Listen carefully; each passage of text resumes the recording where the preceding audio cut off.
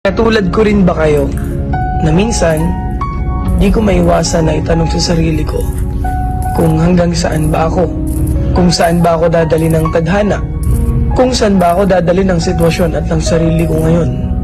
Kasi minsan nakakaramdam din ako ng pagod, pero wala namang choice kundi lumaban palagi dahil yun lang naman talaga ang dapat.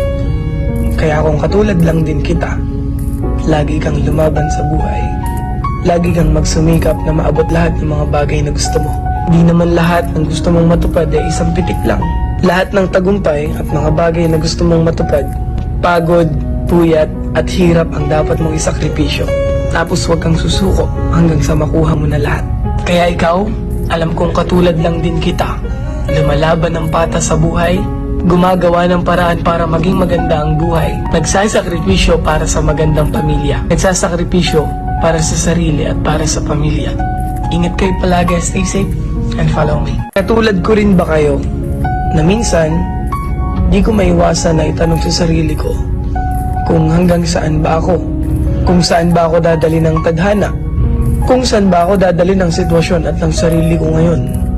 Kasi minsan nakakaramdam din ako ng pagod, pero wala namang choice kundi lumaban palagi dahil yun lang naman talaga ang dapat.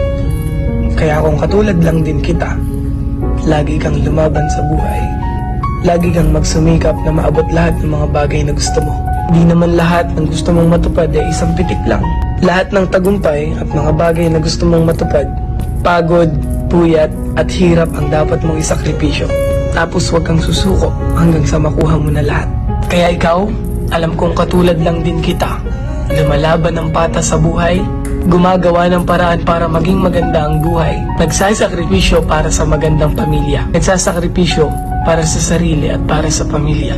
Ingat kayo palagi, stay safe, and follow me. Katulad ko rin ba kayo na minsan di ko maiwasan na itanong sa sarili ko kung hanggang saan ba ako, kung saan ba ako dadali ng tadhana, kung saan ba ako dadali ng sitwasyon at ng sarili ko ngayon. Kasi minsan nakakaramdam din ako ng pagod, pero wala namang choice kundi lumaban palagi dahil yun lang naman talaga.